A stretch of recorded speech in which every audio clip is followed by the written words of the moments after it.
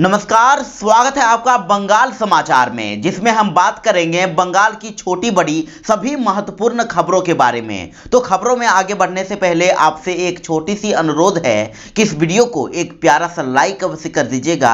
आपका एक लाइक करना ही हमारी मेहनत का फल होता है। तो चलिए बढ़ते हैं खबरों की ओर।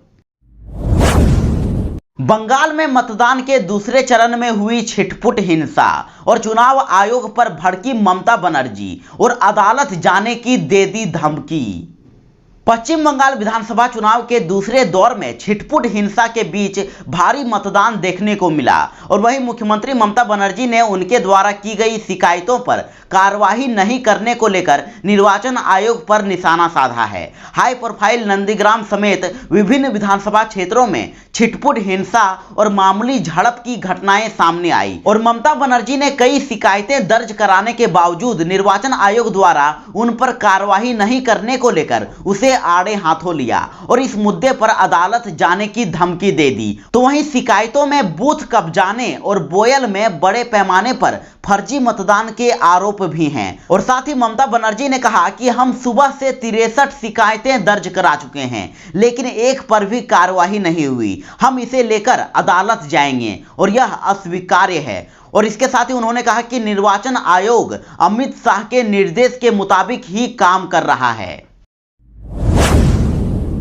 पीएम मोदी ने ममता बनर्जी पर कसा तंज और कहा कि दीदी ने कर दिया सरेंडर। पश्चिम बंगाल के उलुबेरिया में पीएम नरेंद्र मोदी ने गुरुवार को ममता बनर्जी पर जोरदार हमला बोला।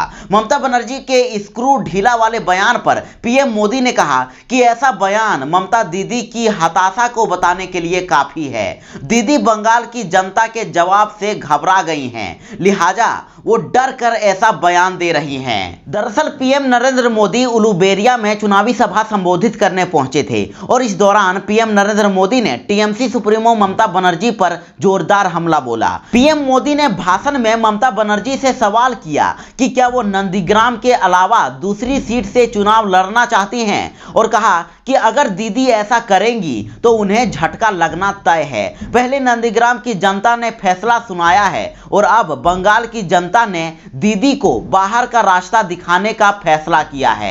उन्होंने कहा कि जनता ने तय किया है कि दीदी को बंगाल से जाना होगा और नंदीग्राम की जनता ने इसका ऐलान कर दिया है। केसपुर के बीजेपी उम्मीदवार सहित 7 लोगों पर हुआ हमला। मुस्लिम महिला ने घर में छिपाकर बचाई जान। बड़ी खबर है कि पश्चिम बंगाल में केसपुर विधानसभा क्षेत्र से भाजपा उम्मीदवार प्रीतिश रंजन के वाहन पर गुरुवार को हमला कर दिया गया और कार में प्रीतिश रंजन के अलावा बीजेपी नेता तन्मय घोष सहित 7 लोग और सवार थे और बीजेपी का आरोप है कि यह हमला टीएमसी के कार्यकर्ताओं ने किया है। तो वहीं पुलिस ने इस मामले में 3 लोगों को गिरफ्तार कर लिया है और इसी बीच प्रीतिश रंजन ने बताया कि किस तरह से एक मुस्लिम महिला ने उन लोगों को घर में छिपाकर जान बचाई। प्रीतिश रंजन ने एएनआई से बात करते हुए कहा कि मैं एक बूथ पर जा रहा था और हमारी कार के आगे पुलिस की क्यूआरटी थी और पीछे लोकल मीडिया, और जब हम वहां पहुंचे तो वहां तृणमूल कांग्रेस के गुंडे थे। मेरे सुरक्षाकर्मी मुझे कार तक ले गए जहां गुंडों ने ईंट और लाठियों से हमला कर दिया। प्रीतिश रंजन ने कहा कि हमारी कार में 7 लोग थे और सभी पर हमला हुआ। सुरक्षाकर्मी मौजूद थे लेकिन वे असहाय थे। हम अपनी जिंदगी बचाने के लिए रो रहे थे और हम लोग वहां से भागकर अल्पसंख्यक महिला के घर में घुस गए, जिसने हमें बचाया और हमारा ध्यान रखा। ममता के बाहरी नेताओं को चिट्ठी देने पर पीएम मोदी ने ममता बनर्जी पर बोला हमला। कहा कि टूरिस्ट से समर्थन मांग रही हैं दीदी। बंगाल विधानसभा चुनाव के दूसरे चरण की वोटिंग से पहले टीएमसी सुप्रीमो ममता बनर्जी के गैर बीजेपी नेताओं को चिट्ठी लिखकर मदद मांगने पर पीएम नरेंद्र मोदी ने ममता बनर्जी पर तंज कसा है। पीएम मोदी ने कहा कि जिन्हें कल तक ममता दीदी बाहरी समझती थी, टूरिस्ट बोलती थी, उनसे अब वो मदद मांग रही हैं। उन्होंने कहा कि बीते कुछ समय में दीदी के फैसले बंगाल की राजनीति का ओपिनियन पोल और एग्जिट पोल बन गया है और उनके हर एक्शन से बिल्कुल ये स्पष्ट है। उन्होंने कहा कि शुरुआत में अपनी तरफ हवा देखकर ममता दीदी भवानीपुर सीट छोड़कर नंदीग्राम चली आई और नंदीग्राम में आकर उन्हें लगा कि उन्होंने गलती कर दी है और इससे गुस्से में आकर उन्होंने नंदीग्राम के लोगों का अपमान करना शुरू कर दिया। और साथ ही पीएम मोदी ने यह भी कहा कि पहले चरण की वोटिंग से ममता दीदी की बौखलाहट बढ़ गई है।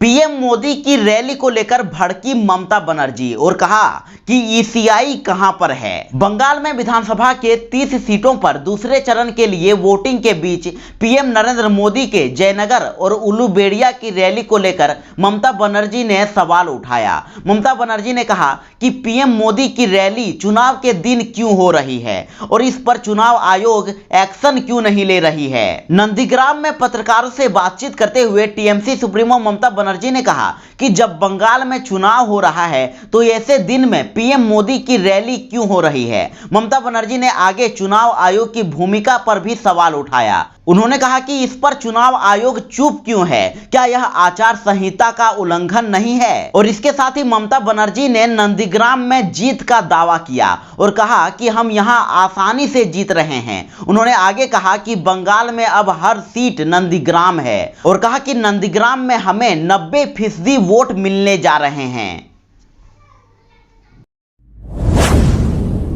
ममता बनर्जी के टीएमसी कूल कूल के नारे पर पीएम मोदी ने किया पलटवार और कहा कि धमकी और गालियां देने वाली दीदी कह रही हैं कूल कूल। जी हां, पश्चिम बंगाल विधानसभा चुनाव को लेकर पीएम मोदी ने दक्षिण 24 परगना के जयनगर में चुनावी सभा को संबोधित करते हुए टीएमसी और ममता बनर्जी पर जमकर निशाना साधा।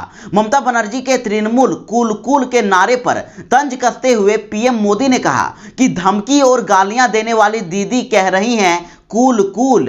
उन्होंने आगे कहा कि दीदी तृणमूल कूल नहीं, बंगाल के लोगों के लिए सूल है। तृणमूल बंगाल को असहनीय पीड़ा देने वाला सूल है। तृणमूल बंगाल को रक्त रंजित करने वाला सूल है।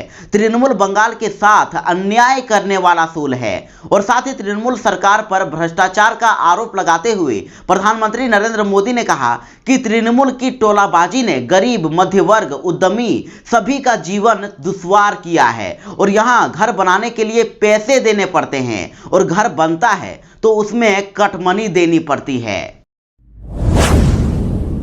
पश्चिम बंगाल के उलूबेड़िया में रैली को संबोधित करते हुए पीएम नरेंद्र मोदी ने ममता बनर्जी से सवाल किया था कि क्या यह सच है कि आप चुपचाप किसी एक सीट से नामांकन भरने वाली हैं। तो पीएम मोदी के इस बयान पर तृणमूल कांग्रेस के नेता यशवंत सिन्हा ने पलटवार किया है। यशवंत सिन्हा ने ट्वीट करके कहा कि अब यह साफ हो गया है कि प्रधानमंत्री मोदी सीधे बीजेपी के डर्टी ट्रिक्स विभाग के प्रमुख हैं और उनकी ओर से ममता बनर्जी के किसी दूसरी सीट से चुनाव लड़ने का मुद्दा उठाना और वो भी ऐसे समय में जब नंदीग्राम में मतदान चल रहा है, अब तक की सबसे सस्ती टिप्पणी है। तो केंद्रीय मंत्री गिरिराज सिंह ने भी कहा कि प्रधानमंत्री मोदी ने सही कहा, ममता दीदी दूसरी जगह से भी चुनाव लड़ेंगी लेकिन जहां जाएंगी वहां हारेंगी, दोबारा चुनाव के लिए दबाव बनाएंगी और पूरे देश के राजनीतिक दलों को बुलाती हैं और अब तक यहां तैयारी चल रही है कि कहां से नामांकन भरा जाए। तो वहीं प्रधानमंत्री मोदी के इस बयान पर टीएमसी की सांसद महुआ मोइत्रा ने भी अब पलटवार कर दिया है।